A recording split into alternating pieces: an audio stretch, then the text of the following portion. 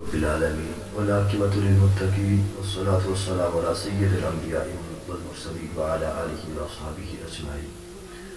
أما بعد، محترم بزرگان ملت اور سامعین کرام، آج بڑے عرصے کے بعد آپ سے ہم گفتگو کر رہے ہیں۔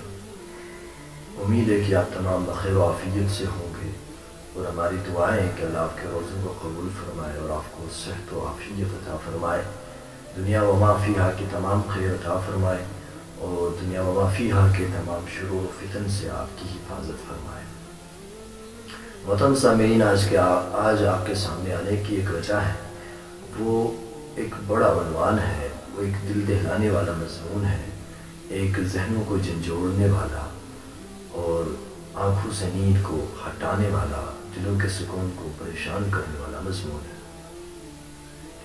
آئے بات کرتے ہیں اس دور کے علماء کرام پر۔ اس دور میں علماء کرام چاہے چھوٹے ہوں بڑے ہوں، جتنے بھی علماء کرام ہیں، جس بھی مکتب فکر سے ہوں، چاہے دیوبندی ہو، بریلوی ہو، اہل حدیث ہو، جمعیت اسلامی ہو، جس بھی طبقے کے علماء ہوں، جتنے بھی مسلمان علماء ہوں، میں روافضین کی بات نہیں کرتا ہوں، میں خالی مسلمان فرقوں کی بات کر رہا ہوں، جتنے بھی مکتب فکر مسلمانوں کے ہیں ان کی بات کر رہا ہوں۔ ان مکتب فکر سے جتنے بھی لوگ ہیں، جتنے بھی علماء ہیں، تمام کے تمام اس کٹھن اور مشکل دور سے گزر رہے ہیں۔ جی آپ یہ بات تمام سمجھ لینی چاہیے۔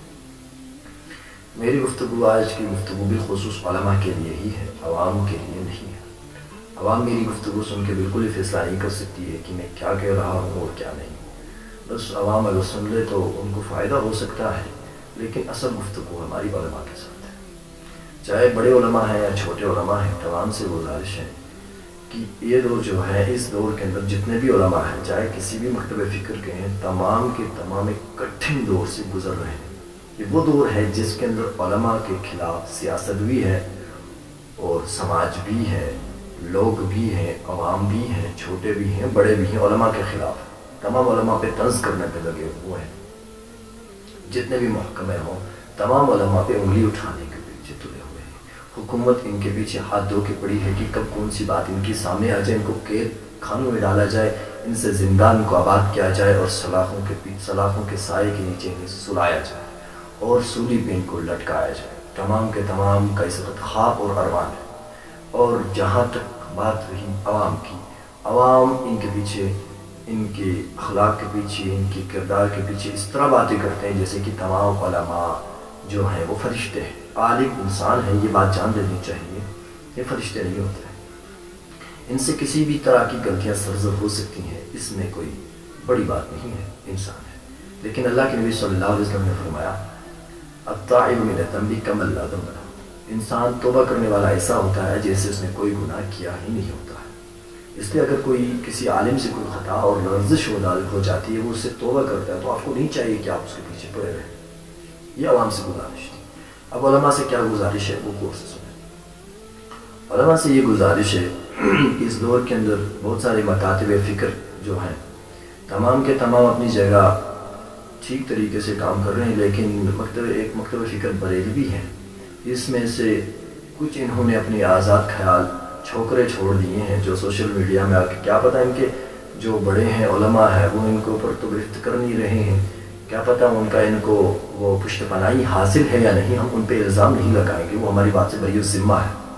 لیکن ہم جو بات کر رہے ہیں، ہم ڈوک ٹوک ان چھوکروں سے بات کر رہے ہیں جو اس وقت ماحول کے اندر انتشار پیدا کرتے ہیں اور انتشار کی فضا قائم کر کے رکھی ہے۔ کبھی وہ کسی عالم کو، اہل دیوبند کے کسی عالم کو للکارتے ہوئے نظر آتے ہیں، کبھی کسی اہل حق عالم کو للکارتے ہوئے نظر آتے ہیں کہ آپ ہمارے سے مناظرہ کریں، آپ نہیں آ رہے ہیں، آپ ایسے ہیں، آپ ایسے ہیں۔ تو ہر روز ان کا آیا ہوا ایک پروپیگنڈا رہتا ہے۔ اس میں ایک نام ہمارے سامنے آیا، کافی عرصے سے ہم دیکھ رہے ہیں، جو بہت کچھ باتیں کر رہے ہیں، ہم نے سنا اور ہم نے دیکھا بھی ان کی علمی جو طاقت ہے کتنی ہے، کس قدر ہے، کہاں تک وہ آگے جا سکتے ہیں، ہمیں کتنی جرأت و استقامت ہے۔ ایسا کچھ نہیں ہے، چھوکرا ہے، اس کے علاوہ کچھ بھی نہیں ہے۔ وہ چاہتے ہیں کہ اکابرین ان کے ساتھ آئے، ان کے منہ کے ساتھ منہ لگائے، ان کو جوابات دے تاکہ ان کو ایک ویلیو کریٹ ہو جائے کہ بھئی میں نے فلاں کے ساتھ گفتگو کی ہے، وہ یہ چاہتے ہیں۔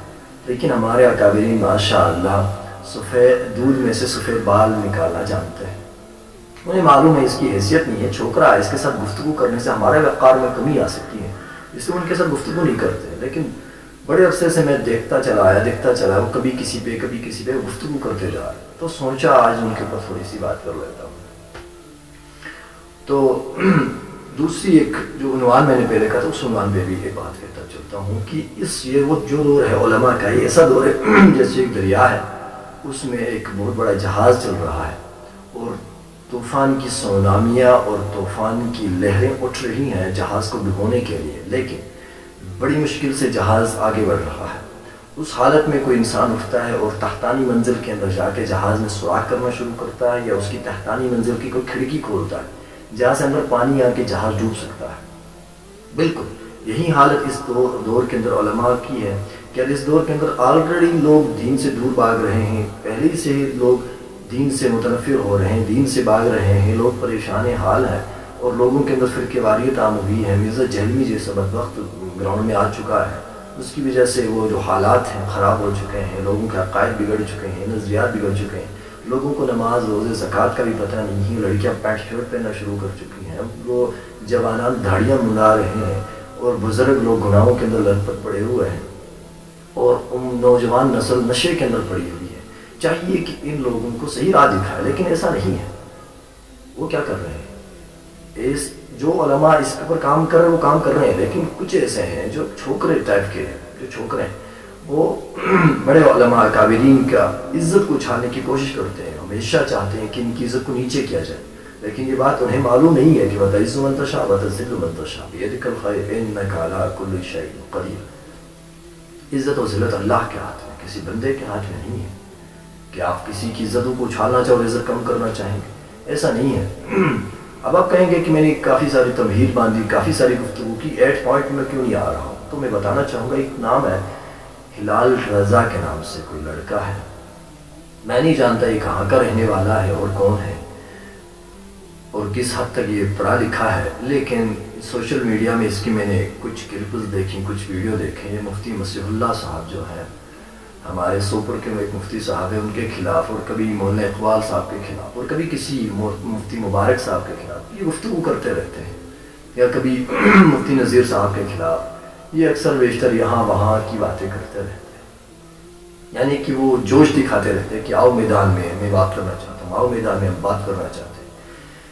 بھائی میں ان سے کہنا چاہوں گا کہ آپ کیا بات کرو گے؟ آپ کی علمی صلاحیت ہے کیا بات کرنا چاہتے ہیں؟ آپ کو چاہیے کہ اس وقت جائیں اور معاشرے کے حالات دیکھیں. کیا یہ وقت مناظروں کا ہے؟ کیا یہ وقت لڑائی اور فتنے فسادات کا ہے؟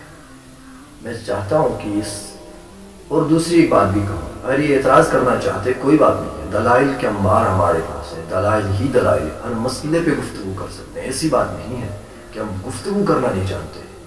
الحمدللہ ہمارے اکابرین نے ہمیں ایسی گفتگو سکھائی ہے کہ جب ہم بولنے پہ آئے، جب ہم علماء دیوبند کے اسٹیج سے ہم بولنے پہ آئے، انشاءاللہ العزیز آج تک تاریخ گواہ ہے، ہم نے انگریز کو لوہے کے چنے چپائے. جب ہم میدان میں تلوار لے کے آئے اور جب ہم میدان میں قلم لے کے آئے یا زبان لے کر آئے، تو قادیانی جیسے بڑے ایشیا کے بہت بڑے مناظر کو ہم نے کافر قرار دلوا دیا.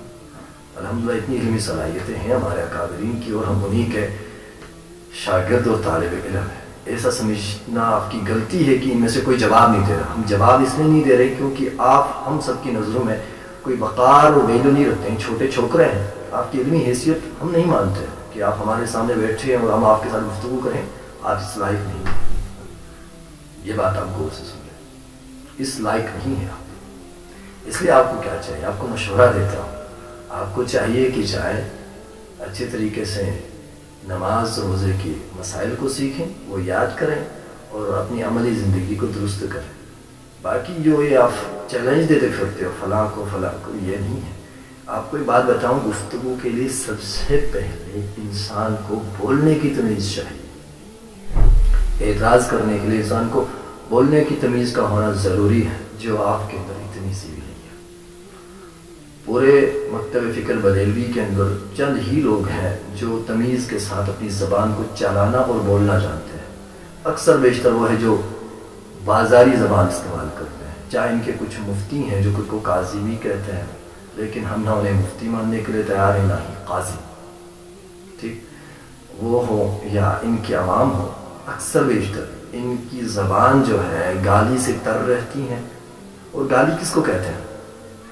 جبکہ قرآن کہتا ہے، اور یہ جو ہلال رضا ہے، اس کو میں کہنا چاہوں گا کہ آپ جو کہتے رہتے ہیں میں چیلنج دے رہا ہوں آج آج، میں سب سے پہلے آپ کو ایک بات کہنا چاہوں گا کہ آپ نے وہ ہمارے مفتی صاحب کو مفتی فرار کا نام دیا.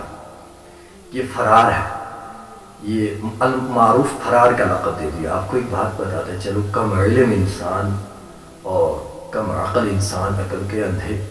آپ کو جان دینا چاہیے کہ قرآن مقدس میں ہے وَلَا تَنَابَزُوا بِالْأَلْقَابِ بِئْسَ الْاسْمُ الْفُسُوقُ بَعْدَ الْإِيمَانِ. اور ایک جگہ میں اللہ کے نبی صلی اللہ علیہ وسلم نے کیا فرمایا؟ اللہ کے نبی صلی اللہ علیہ وسلم فرماتے ہیں سباب المؤمن فسوق وقتالہ کفر. حدیث نہیں پڑھی؟ کیا ہوا تھا؟ پڑھ لینی چاہیے. یہ قرآن کی آیت بھی پڑھ لیں اور یہ حدیث بھی پڑھ لیں. اس کا معنی میں سمجھاتا ہوں آپ کو، سنیں، پریشان نہ. وَلَا تَنَابَزُوا بِالْأَلْقَابِ، اس کا معنی ہوتا ہے کہ آپ کسی کو برے القاب سے نہ پکاریں. یہاں پر اللہ برے القاب سمجھتے ہیں، القاب کہتے ہیں برے نام سے پکارنا. یہ کفار کی عادت تھی، کفار مکہ اور مشرکین مکہ کی عادت تھی کہ وہ برے لقب سے پیارے نبی کو بلایا کرتے تھے. اور آج ان کے وارثین جو آپ بلاتے ہیں تو کفار اور مشرکین کے وہ نقش قدم پہ چل رہے ہیں. اور آگے ہیں سباب المؤمن فسوق. سب کا لفظ میں سباب المؤمن، سباب کہتے ہیں سب کو. سب لفظ کا معنی ہوتا ہے کسی کے ساتھ ایسے الفاظ کا برتاؤ کرنا، کسی کو ایسے الفاظ کہنا جس سے اس کی دل آزاری ہو، سب و شتم کرنا. یہ روافضین کی خصلت ہے. لیکن ایک بات ہے کہ ہمارے اکابرین میں سے مولانا ضیاء الرحمن فاروقی نے کہا تھا جو ان کا بڑا ہے، ان کا مقتدا اور رہبر ہے، وہ رافضی ہی ہیں. اس کے انہوں نے 26 دلائل کی بات کی تھی. تو شاید آپ مجھے تھوڑا یقین نہیں، پختہ یقین ہو چکا ہے کہ آپ کے اندر روافضیت سرایت کر چکی ہے، جو آپ اس طریقے کی وہ سب و شتم کرتے ہیں کہ بولنے کی تمیز